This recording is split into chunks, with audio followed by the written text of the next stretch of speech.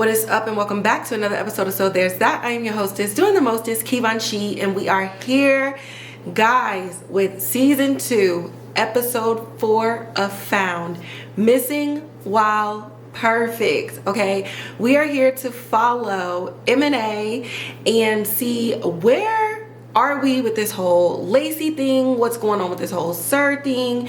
If you remember from the last episode, we actually found Sir and and Lacey, because Gabi was going to give herself away.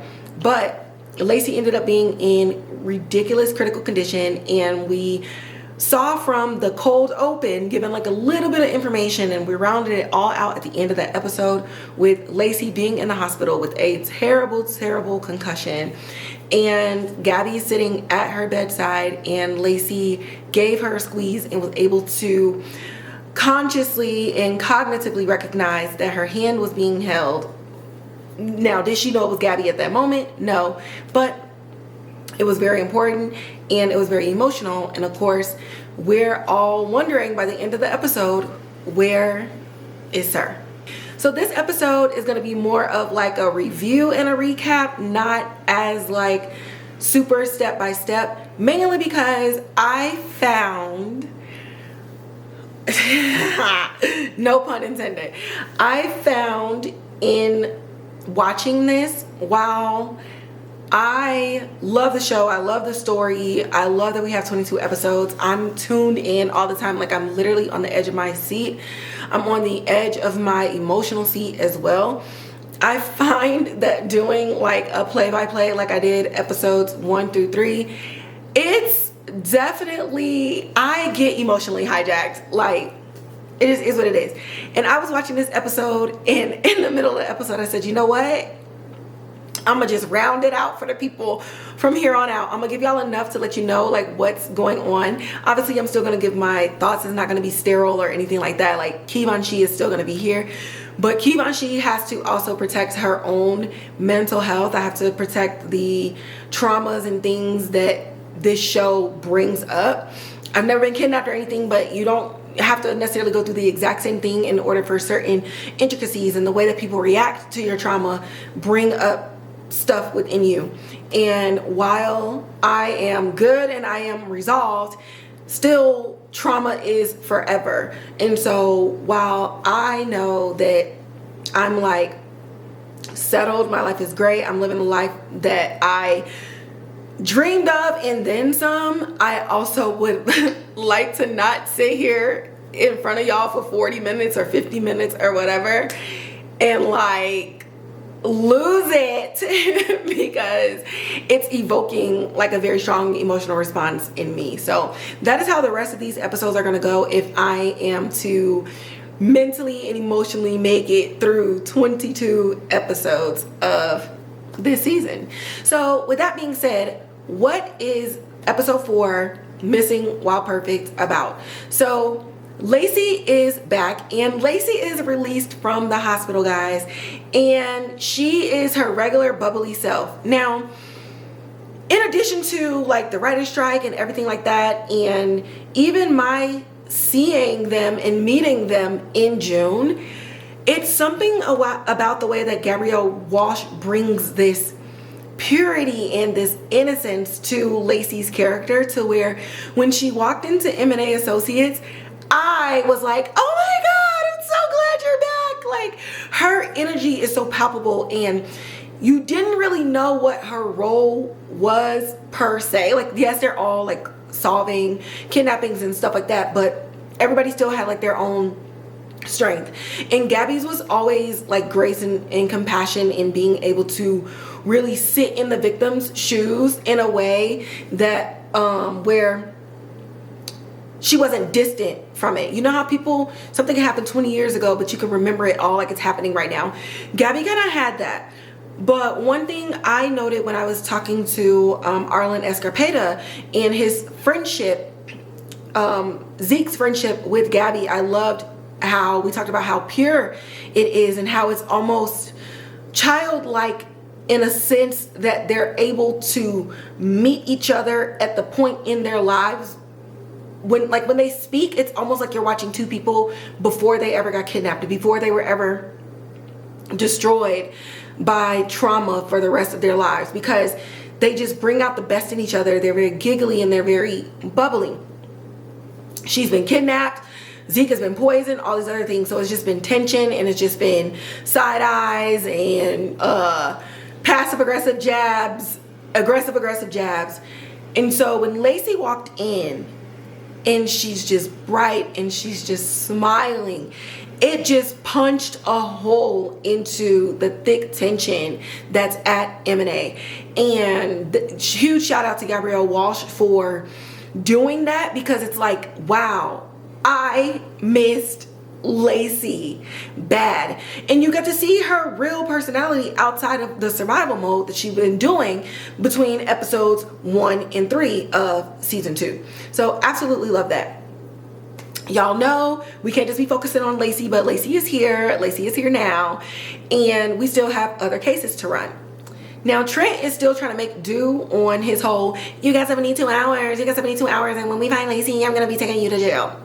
But the ADA's office was like, is this about her breaking the law or breaking your heart? Because it seems like you're giving me a lot of paperwork that's full of feelings and not giving me paperwork full of facts. So if you're trying to pursue this and prove this, you're going to actually need to give me hard evidence. This woman confessed to you when her sister was kidnapped. So all of this is circumstantial at best, and at worst, it was given and said under duress so that she could draw Sir out and subsequently save Lacey. So from what I'm seeing, you need to pick up your feelings real quick, Trent. I apologize, Jasmine Sullivan. It just word vomited out. But like, I'm gonna need you to do that. Now, I understand why it is so hard for him to pick up his feelings, because let's talk about Gabi. One thing Gabi is going to do in the middle of a storm, in the middle of trials and tribulations, is look the fuck good. She had on this monochromatic pink on pink on pink, with her locks slicked and pinned back, cascading down her back. Trent, I get it. I understand.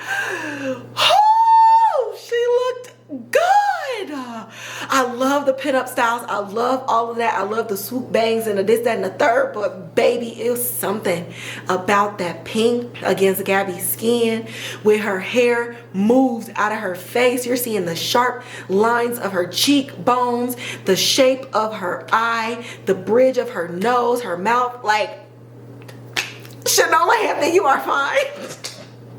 And that's all I'm going to say without making it weird or anything like that. Trent, I get it. You are down bad. And I never really looked at Gabi. I never really looked at their relationship or the way that he was even attracted to her or what would make him fall in love with her. She's very strong, and, you know, she's very sure of herself. She has a gray head on her shoulders, and she is a gorgeous woman. I just really didn't see it for them and didn't really understand like what was going on. But in this episode 1, just off looks alone, I'm just like, Trent, I get it. But 2, with everything that's going on and the tension between Trent and Gabi, between Gabi and everybody else at M&A, she lets her guard down in a way where she's like non-verbally trying to allow him into this space that she kept hidden away, which is her kidnapping, which is her feelings involving her kidnapping, her feelings involving her dad and his death, and how that triggered everything going back to the kidnapping. So in this episode, we see when they bristle at her, she's not just walking out or just moving on or skating on by. There is a softness in the way that she is non-verbally communicating. She's still moving forward. Okay, we got things to do. And she's still taking the passive aggressive stuff on the chin, but her whole mood is like acceptance, especially since she thinks she's gonna be going to jail anyway.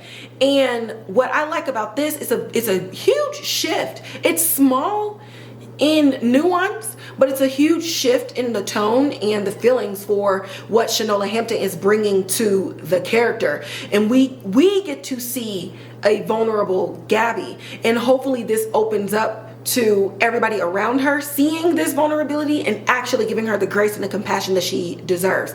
Because right now I feel that everybody is treating her as this strong black woman, and when you see strong black women who have their shit together and never are wrong and never do anything and never make a mistake, and then they falter just a little bit, all of those stereotypes and those preconceived notions and those unconscious biases that you have are now your filter and your lens in which you interact with this person.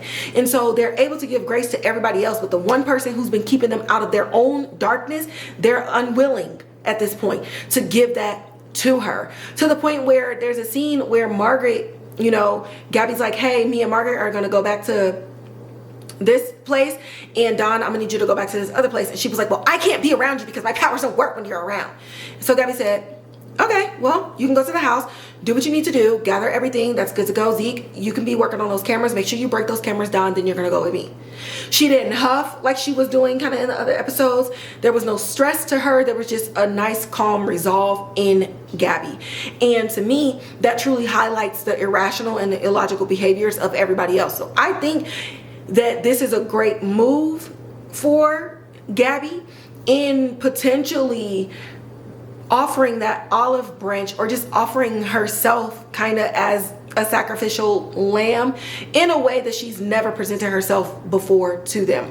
Now, I don't like that sometimes in order to receive grace and compassion for people, you have to exhibit vulnerability.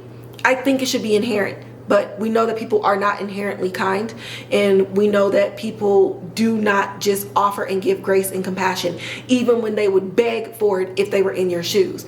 And so Gabi in this episode is extending her vulnerability and extending a part of herself that they could just literally trample all over. But this is the step that it's going to take to receive something in return. Now, in this episode, the big case is a boy. He has to be like 14. He comes in to M&A and he wants to hire them because his mom is missing. Now, mom is married, but he ain't looking for his dad. He's looking for his mom. He's like, she's my best friend. We talk every night. Whenever she goes out, it's like clockwork, something is wrong. His grandmother, who is his dad's mom, is like, no, he's just making a big deal out of things. And they're like, look, he came to us to hire us. And while we respect you, grandmama, you are also not his legal guardian. And your son is missing too. So worst case scenario, they did take a random trip off to Italy or whatever you were saying that they randomly do. And then, okay, cool, we found them. But if something is wrong, you wouldn't have wanted us to not do anything just to find out that something happened to your son and your daughter-in-law. So Trent is eavesdropping, because Dhan had already kicked him out because the boy didn't even want to talk with a cop around. And so he's going off kind of doing his own little investigation and doing things behind their back a little bit, when we see Sir was stalking him. Hands down my favorite character in the show. Do what you will with that information. So in all of this, we have them trying to figure this out. You know, Gabi thinks that she's about to go to jail soon, but she wants to work on this case. And in all of this, y'all know Trent and Gabi was like, you know, little buddies. He was, you know, giving her information, allowing her into interrogation rooms, things of that nature. But they're on the outs. So we actually get to see more interaction with Gabi and Trent's partner, and I love it so much. First off, so much like melanin and so much diversity and inclusion in the show. Multiple ethnic backgrounds, multiple cultural nuances and lenses that people are bringing to their characters. But in their dynamic, you know, she's still a cop. It's not like, okay, just because I'm black, you black, you know, it is what it is.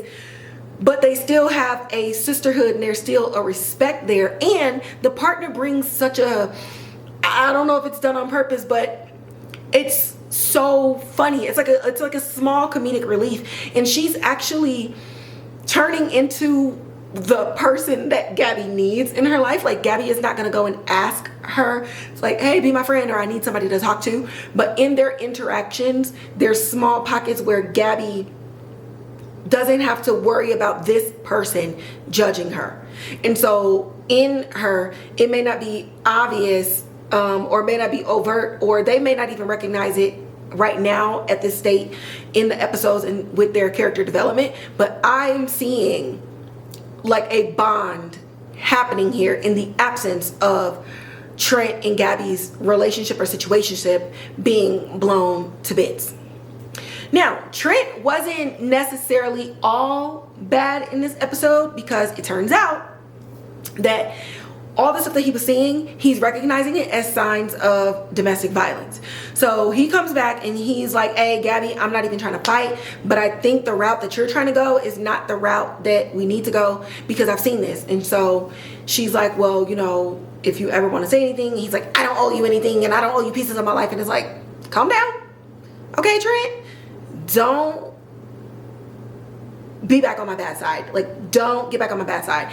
While throughout this episode, he was definitely valuable to the whole team and valuable to the young boy looking for his mother and trying to solve this case. Yeah, I'm still not rocking with Trent. I'm not rocking with Trent because I know that Trent has not experienced anything in his life. Even with him revealing to the boy, to get the boy to even open up to him, that his sister was a victim of domestic abuse, and even as a cop, he wanted to kill his sister's boyfriend. It's not the same. It's not your abuse. Now, that's not to dismiss those who experience others' abuse and experience being on the outside and always constantly worrying that the person that you love will die at the hands of their abusers. That is traumatic in and of itself, which is why he was able to recognize the signs, not only in the boy, but even at the crime scene. He's like, I don't think this is no home invasion, no jealousy, this and that and the third. I blew up that picture. I'm looking at it. These are the eyes, and this is the death stare of somebody who's beating his wife's ass every night. And when you've witnessed it, you are able to get that lens. But at the same time, nothing has happened to Trent. And so what's keeping me from really connecting to him and even allowing him some sort of like redemption arc within me and the way that I'm consuming him as a character is the fact that not once has he actually sat down with Gabi and said, I'm here for you. I'm listening to you. Just talk to me. It doesn't have to make sense to me. It doesn't even have to make sense to you. You don't have to say it in order. Just talk. And so if you go back to the last episode, he's like, you could have told me, I could have arrested him. Everything is rooted in in the law, and I have to follow the law, and I have to do, there's the rules, and these and that and the third. And it's like, Trent, life is not black and white. Life does not follow rules. If the law and the rules and justice and fairness all aligned, then we wouldn't have women imprisoned for killing their abusers. We wouldn't have women in prison who maybe attacked back with their abusers, and then they end up getting more jail time than the person that's harming them. So this system that you're holding on to of justice and fairness and right and wrong is literally keeping you on the outside of not just Gabi, but anybody opening up to you, to include potentially your sister. Why didn't she come to you? Because if this is how you're acting now, years later, and you're supposed to have grown, I can't imagine how you acted with your sister when you were less mature. So that's really like the big thing that I have against Trent, regardless of everything that was happening in this episode. But what I do love in this episode is we get a lot of flashbacks of where people kept trying to tell Lacey that Sir wasn't real. He wasn't really stalking her when she was a kid. It's fake. It's a nightmare. It's your imagination.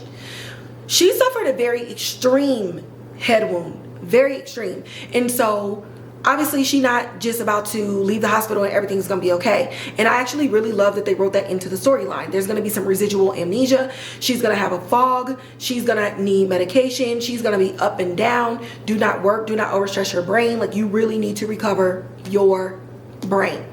And so I love that. And in that, she's seeing Sir and she's having these things and she's having a lot of PTSD that's not tied to this incident. This incident has now triggered when she wasn't even talking and when she thought she saw Sir, because she kept seeing him on these cameras and this and the third, and now they're all merging together, highlighted and brought back up because of this incident. Well, turn to find out, Lacey wasn't seeing things and Sir was following Trent. That's how she found out. She was the one who was telling them that Sir was following him because he saw him on the cameras. And another thing that was happening is everybody was trying to figure out why Lacey was like wanting to be around Gabi and wanting to be comforted by her and doing everything like that. And Lacey couldn't remember the confession at all. So they were all like, don't tell her anything. Like, she's happy, she's in a good space. All you're gonna do is ruin her. You're bad, Gabi. You're bad for Lacey. We know what's best, blah, blah, blah. And I'm just like, grow up, okay? But towards the end of the episode, Gabi finally gets a moment to tell Lacey, you know, like, look, we need to talk. And Lacey was like, we don't need to talk about anything. Like, I know, I remember. And so everybody in the room was like, well, why do you been walking around like, you know, you don't remember? And she was like, what is it gonna do? What good is it gonna do? We were not in Gabi's shoes and we don't even understand why she did it. But what I do know is that this job that we do day in and day out, helping people who are victims of the same things that we are victims of, that is what is important. And if we can continue to show up for them and come here and work together to show up for them, then I believe that we can get to a place where we're forgiving Gabi. It doesn't have to be soon. It's not going to be fast and it's not going to be easy. But I'm not about to sit up in here and ostracize her for something that is Sir's fault. Her actions, a direct byproduct of her own trauma. And it took Lacey coming in there and just being Lacey to show all these other people that are much older than her grace and compassion and show them how to walk the walk. And it's not to say that everybody has to react to the same thing the same way, but I'm gonna need y'all, because you are victimized in some way, shape, or form by the same trauma, and y'all are connected in the same way, I'm gonna need you to hop, jump, and skip your ass to the conclusion much faster, because it is unfair. We're not talking about things that aren't just. We're not talking about things that are unlawful and things like that. It is unfair to Gabi for them to continue to act this way. And I love that it was Lacey, her sister, the one that Gabi felt she let down the most, who gave her that acceptance. And so it's like not Gabi. I hate that her real name is Gabi in real life. But Gabi, I did it again. Lacey and Lacey's mom, the two directly impacted by this kidnapping, are the only two people who have been gracious and kind and understanding to Gabi. And I'm glad that Lacey is back. I'm glad that Margaret mostly got to get egg literally whacked on her face in this episode, so that we can move past this childishness. We can move past this, my powers don't work when you're around, oh my god. Like, I really hope in episode 5 Margaret sits down and literally says why she's really mad, because honestly I don't even know why. I can't even fathom why she is the most mad. And so because I cannot fathom it, it seems like she's white woman tears hijacking the emotional trauma of somebody else to make herself the center of attention. Like, that's literally exactly what it looks like. I can't tiptoe around it anymore. That's exactly what it looks like. And it comes to fruition in this episode. Zeke still has his things, but like, we have a job to do. So everybody's able to put their stuff aside and to kind of go through some things and walk through some things and internalize their own feelings. But Margaret is literally lashing out at Gabi as something that she has not made clear to anybody. Hell, even Trent in this episode was like, look, I don't know what this shit gonna look like with us, and I'm glad we were able to work together and, you know, help a kid find his mama and everything like that, but like, it still ain't up for you. And that's okay, right? But that fight and that energy was a little bit less from Trent this episode. And so now Margaret is literally on an island by herself, screaming and ripping her hair out, and how dare you, Gabi, oh my God, you did so much to us, when in reality she didn't do shit to you at all. Like, it doesn't make sense. But shout out to Kelli Williams. Like, you are doing a damn good job at being super irrational. I'm really hoping that we get answers in episode 5. But with it being 22 episodes and they don't really have to like rush any of this, like Margaret could go all the way up to like episode 13 and we never find out. That's also the other thing that I love. So I also have to temper my feelings as it pertains to the characters and the way that they're going to, because unfortunately streaming platforms have put us on, you know, by the time episode 5 we need to be going, and like this ain't making no sense and I'm gonna need something to change. But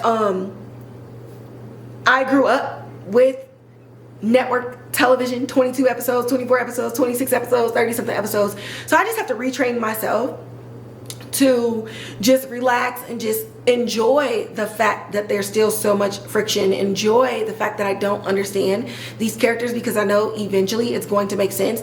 And this is a show that is like full of people of color, and I want to continue to see this show have the same amount of longevity as a Law and Order, because it is just that good. So there's that. Found season 2 episode 4, Missing While Perfect. And yeah, I don't even know what to think. I purposely do not watch Next Time on blah blah blah because I think it's really fun. It's really fun, and that's crazy because as a book reader I like to like read the end and then uncover the whole thing, right? Because it's so fun at like digging and finding and guessing and figuring it out. But I'm finding that in television shows lately, at least the ones that I watch because I love them so much, I don't want to see what's coming up next. Surprise me, gag me, throw me off the couch, like knock me down. Like, that's what I'm really enjoying. And the writers, I keep saying this every week, the writers are showing up and showing out so freaking bad. It is crazy. It is crazy. Which reminds me, I don't know if I've been updating the writers for these episodes in my show notes or in my YouTube description box. So I definitely need to go edit and update that, because in shows like this with this many episodes, the writers typically change out. I temporarily forgot as I'm covering other shows where the writer doesn't change. So my bad, y'all. I want to give the writers their just due. I want to give the writers their credit. So honestly, what I might do is just put the writer of the episode at the top of the description in case anybody's interested. And the first thing that you see from podcast episodes is the person who wrote it. So that's gonna wrap up this episode, Found season 2 episode 4. Stream it, well, not stream, view it every Thursday at 10/9 Central on NBC, and then you can stream it on Fridays on Peacock if you weren't able to catch it on network cable television.